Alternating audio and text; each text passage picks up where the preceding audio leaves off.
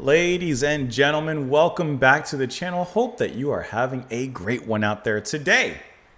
We are going to check out some Warren Zevon. We're going to listen to this track. I love the title, Desperados Under the Eaves. This is off of his second studio album released in 1976.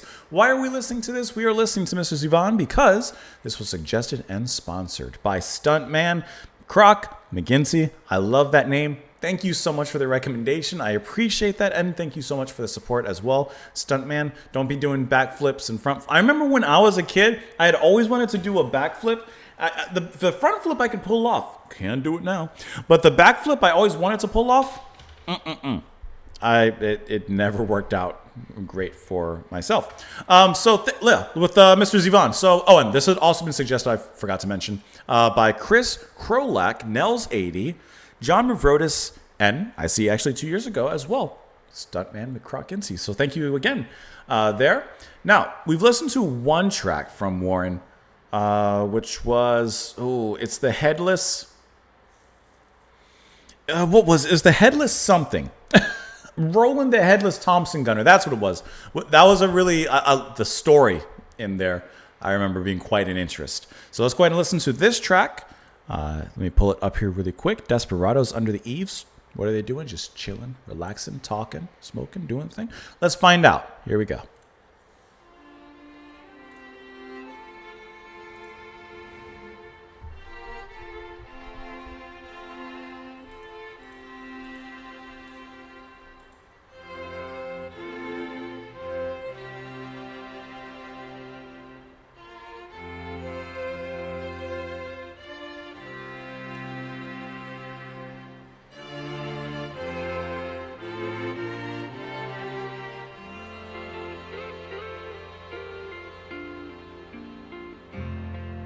I was sitting in the Hollywood Hawaiian Hotel.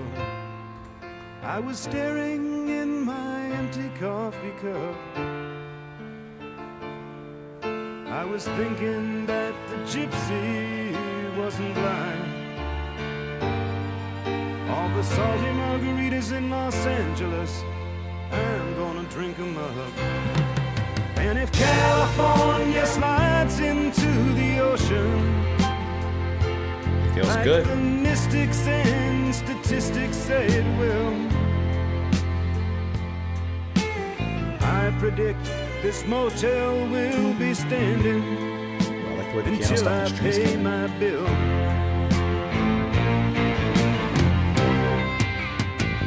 What? Don't the sun look at me through the trees? I love that. Don't the trees look like crucified thieves? Beautiful harmony spin. Don't you feel like desperados under the eaves? Heaven help the one who leaves. Love the construction of this track. Still waking up in the mornings with shaking hands. And I'm trying to find a girl who understands me. But except in dreams, you're never really free.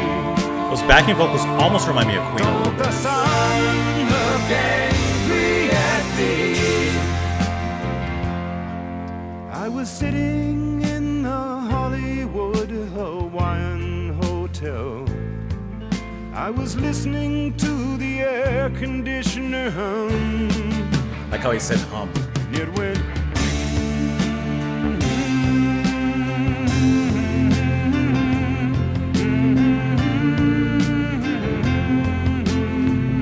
The most unnoteworthy thing, the way he sings his presence.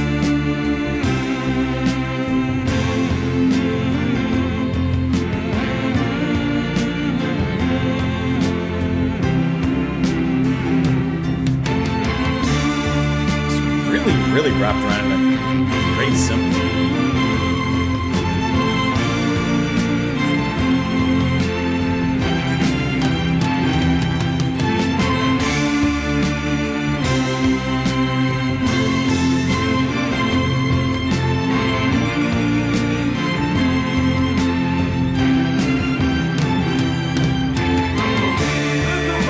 Oh.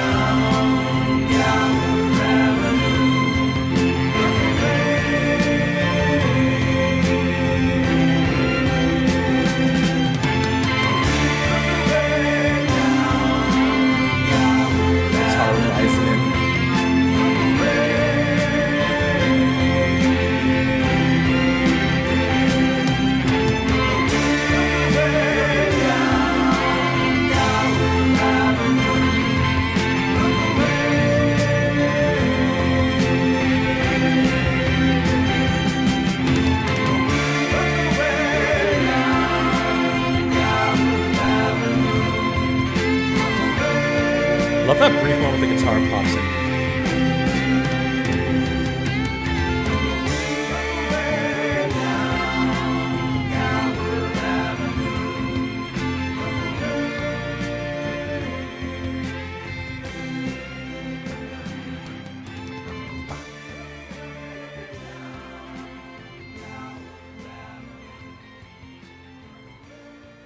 And of course, a long fade out to take it all down. I thought that was a really brilliantly constructed piece of music. So his voice, Warren's voice, is rich. It has all the markings and makings of a storyteller, which we got from the first track that I had listened to. But here, like, it's once again, it's more personal. It's a more autobiographical, talking about himself in first person. And I love the way that he tells the story. I wish I had more words to describe it, but there's something very introspective, of course, about what he's singing about. But at the same time, he almost tells the story like, not like a fable, but not a tale, but maybe a tale. There's a certain way that he's singing and delivering the music and the lyrics here that it's personal, but also fantastical to an extent in some capacity. And I like the aura that he brings into the music. Like, for example, near the end, when he says, I'm sitting in the hotel listening to the air conditioner hum. First of all, before he even gets to the part, the way he says hum, the H, like, there's a way that he says it that you're already thinking like, oh yeah, he's kind of sounding out how the air conditioner would sound. And then before you know it, in the very next lines, he builds it up from there and it says, it went, and then he hums it, right? But he does it to a really nice musical degree. Then, off of that, the rest of the music is built up. The big symphonic elements coming off the orchestra, those strings, big drum fills to lead you in. Every moment it crashes, it comes in like much more full, and it just returns with the full gusto. I really like how that's done. The guitar popping in every once in a while for a nice sizzling little line, like when you drop a raw steak on a hot pan, just like that little sizzle that the guitar comes in. Not an overriding solo or anything like that, but just a little zazz. Looking at the personnel, I'm looking for who's playing guitar on this particular track. Drums from Larry Zach, which, like I said, I thought the drums were fantastic. Like, those fills were used to bring momentum and power into each of those charges, but it's done in a way that's not taking away from the storytelling aspect of the music. Strings, Sid Sharp, harmony vocals, J.D. Souther. I'm just trying to find who's playing guitar here, which I'm having a little bit of an issue finding. So maybe because no one's here, just so you guys can see what I'm seeing. Maybe because no one's specifically credited on this track with guitar, maybe it's going to be Warren himself who's performing. Oh, I also see that Lindsey Buckingham from Fleetwood Mac is playing guitar in one of these tracks. You got Don Henley, Stevie Nicks. Okay, so you got some other names in here as well that are familiar. But like, to me, the whole escalation of this story is what's the star of it.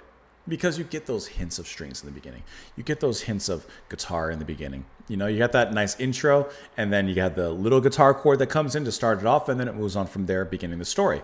And this track is also notably the final track on the album, so hence why I think, to me, it has this big emotional, not blowout, but big emotional send-off, I think is a better word to use there.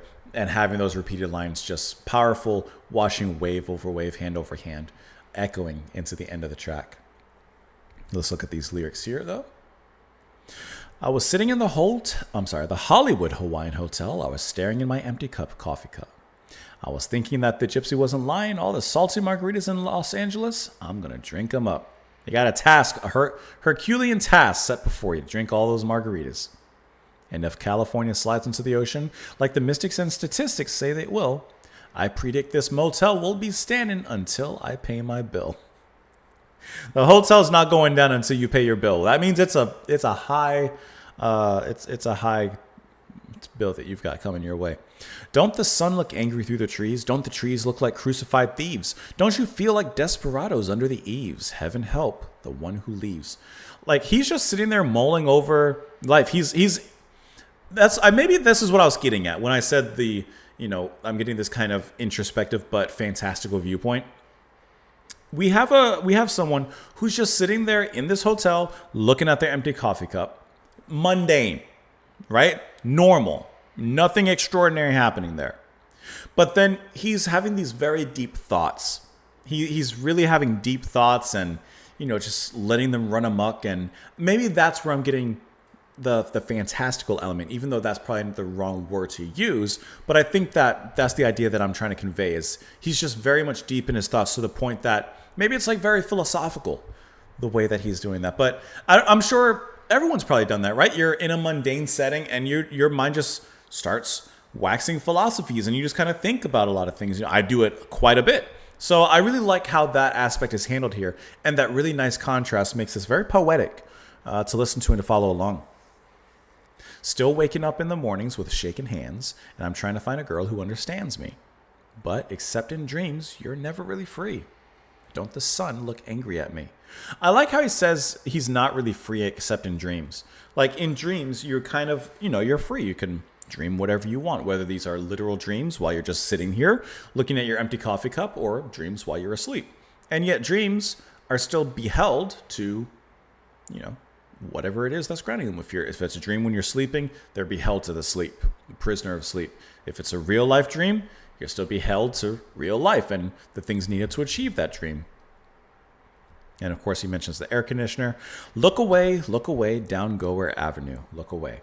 Of course, I'm imagining he's just referencing a real place here. Let's look at the Wikipedia article for this track. It says the song describes the narrator's growing alcoholism. Said LA Weekly, cooped up in his motel room with the shakes, a drink-desperate Zevon wittily narrates his frustration with LA's refusal to give anyone a free pass. Even if it sinks into the ocean, the city will get its due. You may hate it here, but you can't escape, so long as you're empty-handed. You gotta have a little green in hand. The song features backing vocals from Carl Wilson and Billy Hinch of the Beach Boys, okay, as well as Jackson Browne and J.D. Souther. When conducting the string section for this song, Zevon kept the veteran players on his side with pre-written humor. Zevon has said in interviews that this is one of his most personal songs, and it's listed in LA Weekly as number 10 in its list of 20 best songs ever written about LA. Would one of those songs be LA Woman from The Doors?